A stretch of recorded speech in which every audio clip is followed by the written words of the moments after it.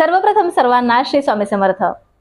आपल्या आजूबाजूला काही लोक आहेत, त्यांना आपण पाहतो तर त्यांच्याकडे लोक नेहमी अट्रॅक्ट होत असतात किंवा आपल्या बरोबर लोक बोलत नाही, आपण त्यांच्यापेक्षा खूप सुंदर आहोत किंवा आपण त्यांच्यापेक्षा खूप श्रीमंत आहोत, तरीही लोक आपल्याकडे आकर्षित होत नाही। अशा वेळेला काय होतं तर आपला जो शुक्र ग्रह आहे, बुध ग्रह आहे, गुरु ग्रह आहे, हे तिन्ही ग्रह नक्कीच खराब झालेले असतात। ज्या वेळेला हे ग्रह आपले अगदी खराब झालेले असतात त्यावेळेला आपल्या बरोबर ह्या सर्व गोष्टी घडतात। लहान सहान गोष्टीने अगदी समोरच्या व्यक्तीबरोबर कळत नकळत वाद होत असतात किंवा आपण जे काही सांगतो त्या गोष्टीचा समोरच्या व्यक्तीवर छाप पडत नाही, त्या गोष्टीचं इम्प्रेशन पडत नाही असं आपण म्हणतो त्याला। तर हे सर्व जर का होत असेल तर काय करायचं आहे?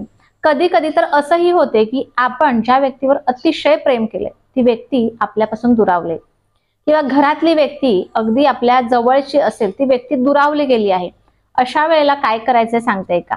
अशा वेळेला एक अशी आपल्याला पोटली तयार करून घ्यायची आहे, ज्याने जी पोटली आपल्या घरात किंवा आपल्या जवळ आपण कायम ठेवली तर आपल्या दुरावलेल्या व्यक्ती आपल्या जवळ येतील। शिवाय आपली अट्रॅक्शन पॉवर वाढणार आहे। ज्या वेळेला बुध गुरु शुक्र हे ग्रह आपले मजबूत होतात त्यावेळेला आपली अट्रॅक्शन पॉवर वाढत असते।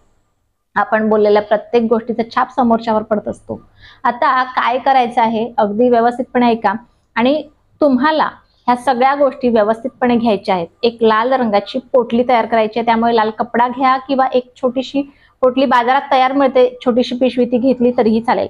आता तुम्हाला रुई घ्यायची आहे ज्याच्यात दैवी पॉवर आहे। बघा रुईचं मूळ, रुईमध्ये हे दैवी पॉवर आहे। ज्या वेळेला आपल्याकडे आपल्यात नकारात्मकता असेल ती दूर करण्याचं काम किंवा आपल्याला नजर दोष असेल किंवा बाहेरची बाधा असेल ते दूर करण्याचं काम ही रुई करत असते आणि आपले सर्व ग्रह स्थिर करायचं काम ही रुईचं झाड करत असते। त्यामुळे ज्या वेळेला आपण रुईचं मूळ वापरणार आहोत त्यावेळेला आपल्याला ह्या उपायाला बरीच काही मदत होणार आहे। त्याचबरोबर बडीशेप, बडीशेप बुध आणि गुरु शुक्र ह्या सर्वांचा जो प्रभाव म्हणजे जो निगडीत संबंध आहे तो बडीशेप बरोबर आहे। त्याचबरोबर गुरु म्हणजे आपल्याला हळद सुद्धा घ्यायची आहे। हळदीमुळे आपला गुरुग्रह हा मजबूत होणार आहे। गुरुग्रह मजबूत झाला की आपल्या कामात येणारे प्रत्येक अडथळे हे नक्कीच दूर होत असतात। त्याचबरोबर शुक्र ग्रह, आता आपल्याला 7 काळी मिरी घ्यायची आहे। हा शुक्र ग्रह आपला मजबूत करणार आहे। आपल्याला अचानक खूप लोक त्रास देतात तर तो त्रास कमी करण्याचं काम किंवा वाईट शक्ती आपल्या जवळ आपल्यात वाईट शक्ती आलेली असेल ती वाईट शक्ती दूर करण्याचं काम हे काळी मिरी करत असतं आणि आपल्याला आपल्या सर्व गोष्टी पूर्ण करण्यासाठी म्हणजे आपल्या इच्छा पूर्ण करून देण्यासाठी, लक्झरी जीवन जगण्यासाठी सुद्धा ह्या ज्या काळी मिरी आहेत ह्या आपल्याला नक्कीच मदत करणार आहेत। आता आपल्याला काय काय घ्यायचंय सांगते पुन्हा बघा। एक छोटीशी पांढऱ्या रंगाची रुईची मुळी घ्यायची आहे, आपल्याला चिमूटभर हळद घ्यायची आहे, अर्धा चमचा तरी आपल्याला बडीशेप घ्यायची आहे आणि 7 काळी मिरी घ्यायची आहे। ह्या सगळ्या वस्तू त्या पोटलीत भरायच्यात। डाव्या हातात ही पोटली तयार करून घ्यायची। कुठेही बसा, घरातल्या कुठल्याही कोपऱ्यात बसा, ह्याला स्वैर सुतक विटाळ काहीही लागणार नाही। उपाय करत असताना ह्या सर्वांचे नियम तुम्हाला लागू होत नाही।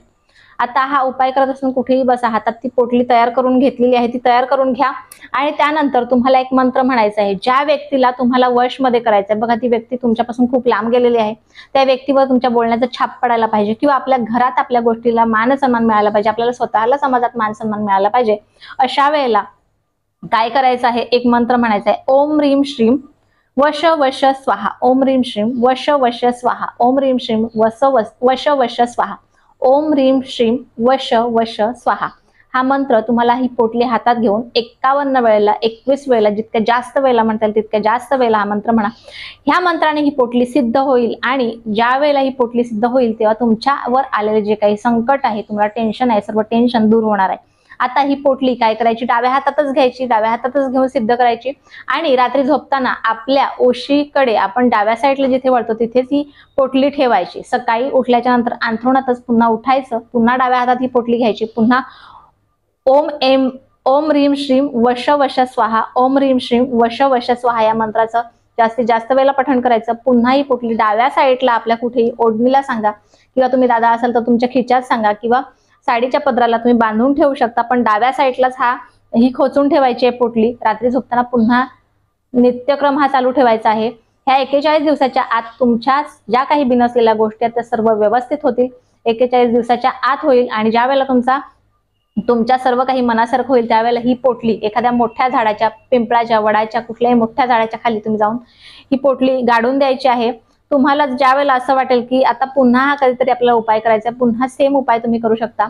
बघा, शेवट काय असतं, कर्म आणि कष्ट खूप महत्वाचे असतात. ह्या सगळ्या गोष्टी करत असताना कर्म आणि कष्ट कुणालाही चुकत नाही, चुकले नाही आणि चुकणारही नाही. आजचा छोटासा उपाय जे तुमचे सर्व ग्रह मजबूत होणार आहे, तुम्हाला कसा वाटला मला नक्की कळवा. व्हिडिओ आवडल्यास लाईक, शेअर, सबस्क्राईब मात्र जरूर करा. पुन्हा भेटूया अशाच एका नवीन व्हिडिओ सोबत, नवीन विषयासोबत. तोपर्यंत सर्वांना श्री स्वामी.